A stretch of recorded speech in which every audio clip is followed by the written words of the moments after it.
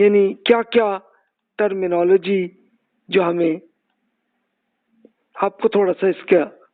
ترجمہ جو ہے نا وہ یاد کرنا پڑے گا آپ کو، کہ علم الحدیث کی ریسرچ آپ کر رہے ہیں نا، تو اس لیے آپ کو اتنا کرنا ہوگا۔ علم المصطلح پہلا لفظ ہے، اس کا مطلب یہ ہے کہ وہ علم جس کے اصولوں اور قواعد و ضوابط کی بنیاد پر کسی حدیث کو قبول اور مسترد کرنے کے لیے اس کی سند اور متن کو جانچا اور پرکھا جاتا ہے۔ یعنی وہی جو علم الحدیث آپ پڑھ چکے ہیں، تو اس کے پورے طریقے کو آپ علم المصطلح، یعنی علم المصطلح یعنی وہ ساری ٹرمینالوجی کے جو مختلف اسکالرز نے حدیث ریسرچ میں جو کچھ لکھا اس کی ڈیٹیل۔ علم المصطلح کا موضوع یہی ہے کہ تاکہ حدیث کا یہ پتہ چلے کہ یہ قبول یا مسترد کرنا ہے تو اس کے لیے کون سی اتھینٹک ہے یا نہیں ہے، تو اس کے لیے یہ ہوتا ہے۔ تو اس کے لیے پہلا لفظ آپ یہ دیکھیں، حدیث۔ حدیث کا مطلب ہے نئی بات، یعنی بات سمپل بات ہے،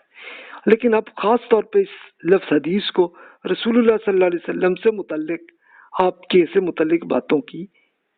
کو کہا جاتا ہے۔ یعنی پہلے تو عربی میں تو لفظ حدیث کا مطلب ہے کوئی بات، نئی بات یا کوئی بھی بات، لیکن اب وہ رسول اللہ صلی اللہ علیہ وسلم کے ساتھ ہے۔ اچھا، دوسری ٹرمینالوجی ہے روایت۔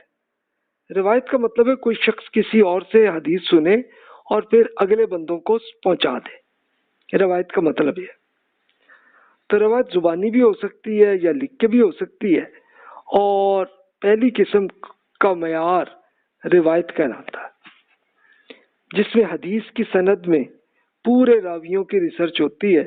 جبکہ دوسری قسم کی معیار یہ بھی ہوتی ہے درایت میں کہ حدیث کے متن قرآن اور سنت کے ساتھ میچ کریں کہ وہ رسول اللہ صلی اللہ علیہ وسلم نے فرمائی ہوگی یا نہیں، تاکہ آپ کو پتہ چل جاتا کہ یہ رسول اللہ صلی اللہ علیہ وسلم کی بات نہیں ہو سکتی یا یہ ہے، تو اس طرح سے آپ کو پتہ چلتا ہے۔ تو یہ روایت کا لفظ ایک کامن ہے، یعنی کوئی بھی پرانی بات جو کسی نے سے سنی آگے بیان کی وہ ہے، لیکن حدیث کا لفظ خاص طور پہ رسول اللہ صلی اللہ علیہ وسلم سے متعلق کوئی بات ہے تو وہ حدیث ہے۔ دوسرا لفظ ہے خبر۔ خبر سمپل، اب وہ جو اردو میں کہتے ہیں خبر، انفارمیشن، واقعہ کو بیان کر دینا، وہی ہے۔ ایک خبر اور حدیث ہم معنی لفظی ہے، لیکن حدیث کا لفظ خاص طور پہ رسول اللہ صلی اللہ علیہ وسلم پہ ہی کرتے ہیں، اور خبر وہ ہے کہ جو کسی بندے پہ بھی ہو، چاہے صحابہ کرام پہ ہو چاہے کسی اور عام آدمی پہ ہو، تو وہ خبر ہے۔ اثر، اثر کہتے ہیں لغوی مفہوم ہے، یعنی اس میں دو آراء ہوتی ہیں، ایک یہ بھی اثر حدیث کو بھی کہتے ہیں اور خبر کو بھی کہتے ہیں، یعنی یہ لفظ اثر اب کئی بکس میں آپ کو اثر کہیں گے اور ہوگی وہ حدیث، اور کوئی کہا ہوگا اثر اور وہ کسی صحابی کی بات ہوگی یا کوئی کسی اور بندے کسی تابعی کی بات ہوگی، تو اس لیے یہ لفظ آپ کو اس لیے اس کا پتہ ہونا چاہیے۔ اگلا لفظ ہے اسناد، جس کو سند، یعنی حدیث کی کڑیوں کو شمار کرنا، یعنی کون کون بندے ہیں، جس کو پچھلے لیکچر میں آپ دیکھ چکے کہ mister A B C D کون کون بندے ہیں، ان کے نام پوری ڈیٹیل ان کی، یہ ہے، اس کو سند کہتے ہیں، یعنی چین آف نیریٹرز، ایک بالکل افراد کی زنجیر آپ اردو میں کہہ دیں، تو یہ ہے اسناد، یہ جمع ہے، اور سند ایک سند، یعنی قابل اعتماد ہونا، سند اس کو کہتے ہیں، اور مستند، کسی حدیث کو مستند ہونا معلوم کیا جاتا تو اس پر اعتماد تبھی ہوتا ہے نا آپ کو، اس لیے اس کو سند کا لفظ استعمال کیا، اور اس کو جب جمع کیا تو اسناد کہنے لگے۔ متن، متن وہ ہے کہ جو وہ اصل بات ہے کہ جو وہ حدیث میں ہوتی ہے یا کسی اور بات میں بھی جو پوری بات چل رہی ہے اس کو متن کہتے ہیں، تو اس کا مطلب سخت اور زمین سے اٹھا ہوا، اصل مطلب یہ ہے اس کا، لیکن اصطلاحی مفہوم میں یہ حدیث کا وہ حصہ ہے کہ جس پر آ کے بات ختم ہو جاتی ہے، تو یہ اس کو سند کہتے ہیں۔ تو علم الحدیث میں سند اور متن دونوں کو چیک کیا جاتا ہے، سند میں دیکھتے ہیں کہ بندے ریلائبل ہیں،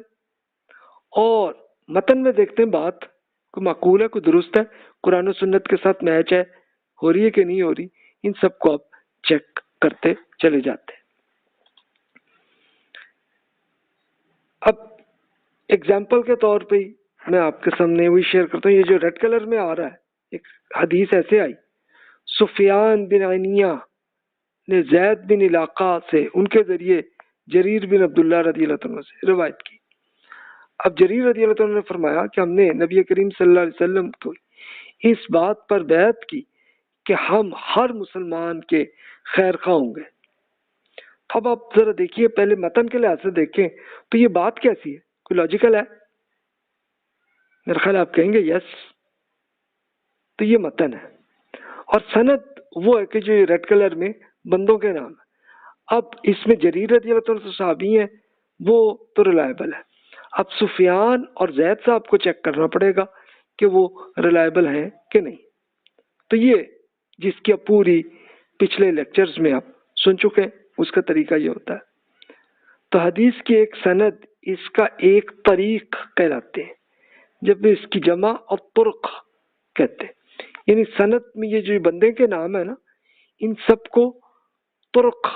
طریق کہتے ہیں، طریق یہ عربی میں، اور جمع کر لیں تو طرق ہو جاتی ہے، یعنی کئی بھی یہ حدیث کئی رستوں سے آئی ہے، تو وہ اس میں آپ کو پتہ چل جاتا تھا۔ پھر ایک لفظ ہے مسند، مسند یعنی نون پر زبر کے ساتھ آپ کہیں مسند، ایسے کہتے ہیں، تو عام طور پہ مسند کہہ دیتے ہیں لوگ، لیکن مسند صحیح لفظ ہے۔ تو اس کے لیے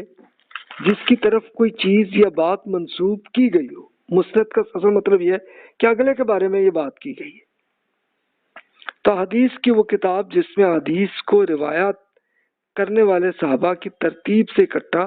کیا جائے تو اسے مسند کہتے ہیں، یعنی ایک بالکل کمپلیٹ کی دیکھیں، جیسے اوپر ایگزامپل میں اپنے بندے کے نام اور بات پوری وہ کر لی، تو یہ اس کو مسند کہا جاتا ہے۔ تو وہ حدیث جس کی مسند ملی ہوئی ہو، یعنی آپس میں اس کا پورے جو زنجیر ہے وہ پوری چلی ہوئی ہو، پوری مکمل، اس کو سند کہتے ہیں۔ وہ آپ نے سنا ہوگا نا کہ یہ حدیث کی سند ہے،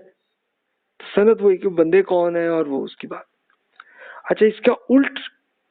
لفظ بھی ہے مسند، تبھی تھا مسند، اب ہے مسند۔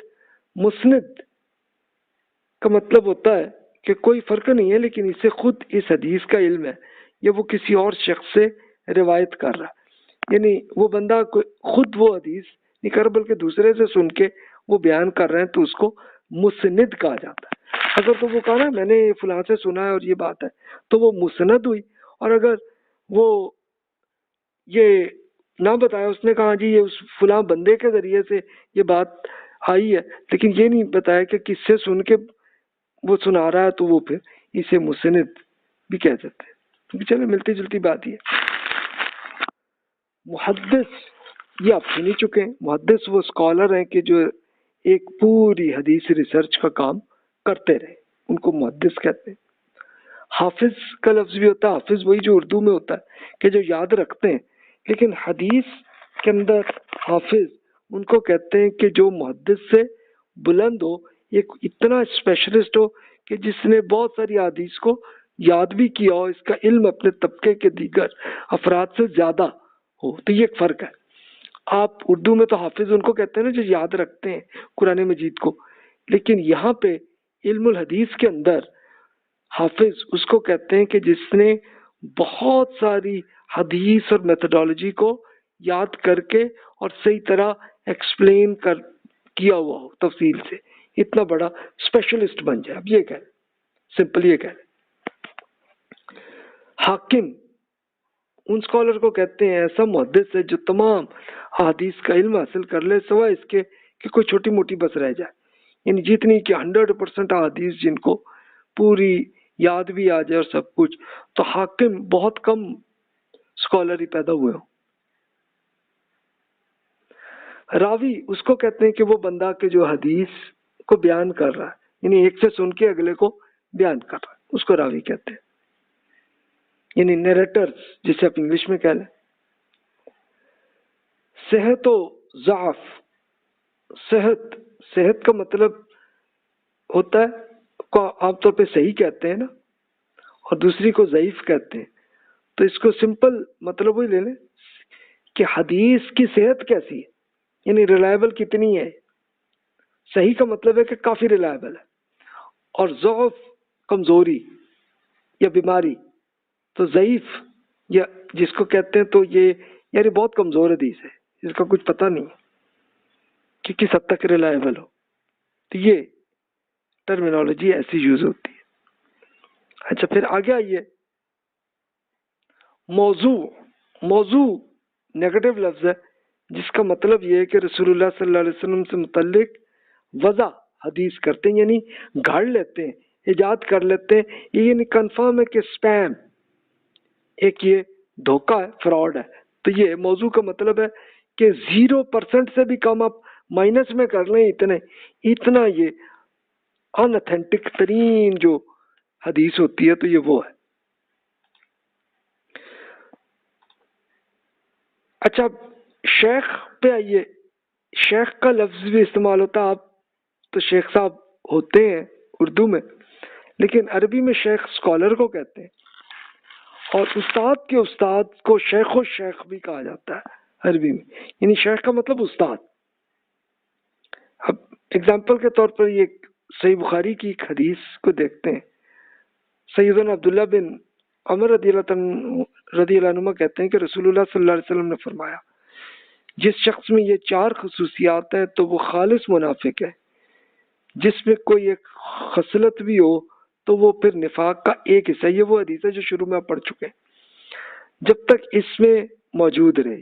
یعنی جتنی بھی منافقت ہے اتنی ہے اس میں۔ جب اس کی سپرد کوئی امانت کیے جائے تو اس میں خیانت کرے، فراڈ کرے، جب بات کرے تو جھوٹ بولے، جب وعدہ کرے تو توڑ دے، اور جب لڑائی جھگڑا کرے تو اس میں گالی گلوچ کر لے۔ یہ دیکھیں یہ 4 صلاحیتیں ہوں تو پکا 100% منافق ہوا، لیکن یہ کسی اور کا نہ پلیز چیک کریں، اپنے آپ کو چیک کر لیں کہ یا اتنا میں 25% ہوں منافق یا 50% ہوں، اپنا ہی کریں، کسی اور کا نہ کریں۔ تو اب دیکھیں اس حدیث کو امام بخاری نے اپنی بک الجامع صحیح، ان کی بک کا نام ہے، تو اس میں انہوں نے بندوں کے نام یہ پورے کیے، دیکھیں یہ قبیصہ بن عقبہ، پھر ان کے شیخ ہیں سفیان، شیخ سے مراد استاد ان کا، پھر سفیان کے شیخ اعمش صاحب ہیں الاعمش، لیکن استاد کے استاد یعنی آپ دادا کہہ لیں تو یہ شیخ و شیخ ہوئے، پھر ان کے اوپر آپ چلے جائیں تو پھر وہ شیخ و شیخ کے شیخ ہو گئے۔ تو اس طرح سے انہوں نے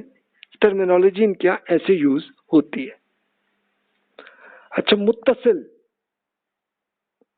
متصل اور منقطع، متصل کسے کہتے ہیں؟ یعنی متصل کی ٹرمینالوجی استعمال ہوتی ہے، اس کا مطلب یہ کہ جس کا سلسلہ سند شروع سے لے کے آخر تک ملا ہو، اس میں کوئی سند کا کوئی کڑی جو ہے اس میں سے غائب نہ ہو، یعنی کوئی بندہ بیچ میں غائب نہ ہو، سب پورے ہوں، تو اس کو کہتے ہیں کہ یہ جناب متصل ہے، یعنی ملی جلی ہے، صحیح۔ اور منقطع وہ ہوتی ہے کہ جس میں کوئی بندہ غائب ہے، سمپل یہ اب کہہ لیں۔ ضبط کا تعلق آپ کی میموری سے، یعنی یہ کیا ہے کہ حدیث کو محفوظ رکھنا، یعنی بندے نے کتنی یادداشت کیسی تھی، لکھتے تھے تو کیسے لکھتے تھے، جو بھی طریقہ ہو ان کا۔ آج کل کے زمانے میں آپ کہہ لیں کہ چلو آپ نے کمپیوٹر میں کیسے آپ نے کیا ہوا ہے اس کو محفوظ، اپنی انفارمیشن کو آپ نے۔ تو قدیم عرب غیر معمولی حافظے کے مالک تھے، ان میں ایک صلاحیت تھی یہ کہ سینکڑوں شاعر اکثر بندے یاد کر لیتے تھے، تو اسی طرح قرآن کو بھی حدیث کو بھی یاد رکھا اور محفوظ رکھتے گئے، اگلی نسل در نسل پھر یہی رہا، پھر ڈائریاں بھی لوگوں نے لکھی حدیث کو۔ تو آپ کو یہ سب ضبط کو چیک کرنا پڑتا ہے کہ یار یہ صاحب کس حد تک یہ میموری کو کس طرح اور کس طریقے سے اور کتنی طاقت ہے ان کے، ان سب کو چیک کیا گیا۔ تابعین اور تبع تابعین، تابعین سمپل ہوتے ہیں کہ جو صحابہ کرام کے اسٹوڈنٹس ہوں، اور تبع تابعین ہوتے ہیں کہ جو تابعین کے اسٹوڈنٹس ہوں۔ تو جناب یہ ہے۔ اب تابعین تو کہیں کہ جو بھی رسول اللہ صلی اللہ علیہ وسلم کی وفات کے بعد 150 to 160، اچھا کچھ کا خیال جو میں نے پہلے لیکچر میں کیا 181 ہجری تک تابعین کا پیریڈ ہے۔ یعنی ظاہر ہے کہ یہ تابعین ہو سکتا ہے کہ رسول اللہ صلی اللہ علیہ وسلم کے زمانے کے ہوں لیکن ملاقات نہیں ہوئی ہو نا، تو ان کو تابعین ہی کہتے ہیں، اس لیے کہ وہ کسی صحابی سے ہی انہوں نے پھر سیکھا دین۔ اچھا پھر تابعین کے بعد اگلی نسل ہے تبع تابعین ہے، جس میں اندازہ ہے کہ 250 ہجری تک ان کا پیریڈ گزرا۔ شرح کا لفظ ہوتا ہے سمپل ایکسپلینیشن، تو اس لیے اس کو شرح کہتے ہیں، ایکسپلینیشن۔ قرآن مجید کے ساتھ جب آپ ایکسپلینیشن کریں گے اس کو تفسیر کا لفظ کہتے ہیں، اور حدیث کو جب آپ ایکسپلین کرتے ہیں تو اس کو آپ شرح کہتے ہیں کہ ایکسپلینیشن۔ سن وفات یعنی کون اسکالر، یعنی کون راوی کب پیدا ہوئے کب فوت ہوئے، ان سب کو پورا ریکارڈ کیا، جس کو پچھلے لیکچرز میں آپ نے دیکھا کہ پوری ویب سائٹ میں ہر بندے کے بارے میں پوری ڈیٹیل اویلیبل ہے۔ حدیث کے کتاب کے مصنف کی شرائط یعنی کرائٹیریا کیا ہے، کس بیسس پہ وہ حدیث کی ریسرچ کرتے ہیں، کہ جیسے امام بخاری رحمۃ اللہ علیہ نے یہ شرط رکھی کہ میں صرف صحیح حدیث کو ہی اکٹھا کروں گا اپنی بک میں، جبکہ امام احمد بن حنبل رحمۃ اللہ علیہ نے یہ شرط نہیں رکھی، ان کا کہ یار جو حدیث بھی ملے میں ساری لکھ سکوں۔ ابھی ریسرچ انہوں نے شاید کرنی ہوگی لیکن فوت ہو گئے پھر، تو اس لیے یہ یاد رکھیے کہ یہ شرائط کیا ہیں، یعنی جن صاحب نے یہ بک لکھی ہے تو ان کی شرط کیا ہے، کس بیس پہ حدیث انہوں نے اکٹھی کی ہیں، یہ ضرور چیک کر لیں۔ عربوں کے نام امپورٹنٹ ہوتے ہیں، یہ آپ کو عجیب سے ہی لگتا ہے لیکن ظاہر ہے کہ وہ نام صرف بندے کا نام نہیں بلکہ ان کے والد دادا پردادا سب کا نام ہوتا ہے، وہ وہیں سے پتہ چلتا ہے کہ بندہ کون ہے۔ ورنہ تو ہو سکتا ہے نا کہ جیسے ابو بکر نام کے یا احمد نام کے ہزاروں بندے ہوں گے، لیکن جب ان کے والد پتہ ہے تو پھر چانس بہت کم ہوتا ہے کہ وہی نام ہے دوسرے آدمی کا، اس کا ابا کا نام بھی یہی، چانس بہت کم ہے، لیکن پھر بھی اکا دکا کوئی ہو سکتے ہیں، لیکن پھر دادا بھی ایک ہی ہو تو پھر چانس جو ہے آلموسٹ 0% ہو جاتا ہے، اور وہاں سے پردادے کا نام بھی آئے اور دوسرے کے پردادے کا ڈفرینٹ ہو جائے تو چلو کنفرم ہو جاتا ہے۔ تو اس لحاظ سے یہ چیک اس طرح سے علم الحدیث میں یہ بھی چیک کیا جاتا ہے۔ سن وفات کا تو میں نے عرض کیا کہ وہ بہت امپورٹنٹ ہے، وہیں سے پتہ چلتا ہے نا کہ ان کے ٹیچر اور ان کے اسٹوڈنٹ ان کے ٹائم کو بھی دیکھتے ہیں تاکہ پتہ چلے ملاقات ان کی بھی ہوئی ہے کہ نہیں ہوئی، یا ہو بھی سکتی کہ نہیں ہو سکتی، وہیں سے پتہ چلتا ہے کہ آپ کی جو سند ہے یہ صحیح طرح سے مضبوط ہے یا نہیں، تو آپ ان کو چیک کرتے ہیں۔ حدیث کی کتاب کے مصنفین کی شرائط جو ابھی بات ہماری ہوگی، تخریج ایک اور ٹرمینالوجی، تخریج کا مطلب حدیث کو تلاش کر کے اسے کتاب میں درج کرنے کے عمل کو تخریج کہتے ہیں۔ یعنی حدیث آپ کو ابھی نہیں پتا لیکن آپ کو کسی نے سنائی تو آپ نے سناتے ہوئے پھر اس کو لے کے دیکھا کس بک میں ہے یا کس بندے کے پاس ہے، اس بندے سے لے کے پوری ریسرچ آپ جب کرتے ہیں تو اس کو تخریج کہتے ہیں۔ یہ کام امام بخاری رحمۃ اللہ علیہ نے، امام مسلم رحمۃ اللہ علیہ نے کیا یہ کام کہ انہوں نے حدیث کو پہلے سنا، بندے کو لیا، بندہ کس سے ہے، کہاں سے آیا، ایک ایک بندے کی شروع سے آخر تک رسول اللہ صلی اللہ علیہ وسلم تک جتنے بندے ہیں ہر ایک کی پوری ریسرچ کی، تو اس پورے کو تخریج کہا جاتا ہے، اس کام کو جو انہوں نے کیا۔ اچھا پھر شیخین اور صحیحین، یہ ایک ٹرمینالوجی ہے۔ شیخین ان دونوں اسکالر کا نام ہے، بخاری اور مسلم۔ شیخین کا مطلب دو شیخ، دو سب سے بڑے اسکالر، اور صحیحین ان کی بک کو کہا جاتا ہے. اور صحیح کا مطلب ہے کہ صرف اوتھینٹک حدیث لکھی ہیں بخاری صاحب نے. اسی طرح مسلم صاحب نے بھی صرف اوتھینٹک حدیث لکھی ہیں. تو ان دونوں کو اکٹھا کر لیں تو ان کو صحیح ہے، یعنی دونوں اوتھینٹک. اچھا یہ ٹرمینالوجی کی آپ کو کیا ضرورت ہے کہ آپ جب کوئی علم الحدیث کی کوئی بک پڑھیں گے نا تو آپ کو اس کا مطلب پتہ ہو. مقصد صرف یہ. تو جناب یہاں پہ ہماری بات مکمل ہوتی ہے. اب ہم ایک ایک تفصیل سے لے جا کے اگلے لیکچر میں کہ ایک ایک میتھڈالوجی، یعنی یہ علم الحدیث صرف ایک علم نہیں ہے بلکہ بہت سارے علوم کا ایک مجموعہ. تو ہر ایک کو الگ الگ ڈیٹیل میں ہمیں چلنا پڑے گا. اگر آپ کا حدیث ریسرچ کا شوق ہے تو کنٹینیو کیجیے گا، ورنہ پھر آپ پھر علم القرآن ہی صرف پڑھ لیں، علم الفقہ پڑھ لیں کہ جس میں پریکٹیکل جو سوالات ہیں اس کے جواب مل جائیں گے. ہسٹری کا شوق ہے ہسٹری کو پڑھ لیں، اور حدیث میں آپ بخاری مسلم موطا یہ پڑھ لیں تو رسول اللہ صلی اللہ علیہ وسلم کے علم آپ کے پاس آ جائے گا. تو آپ کے لیے اتنا ہی کافی ہے. اور اگر آپ حدیث ریسرچ میں ڈیپتھ میں جانا چاہ رہے ہیں تو پھر موسٹ ویلکم، اگلے لیکچرز آپ کی خدمت کے لیے ہوں گے انشاءاللہ. جزاک اللہ خیر واحسن الجزا.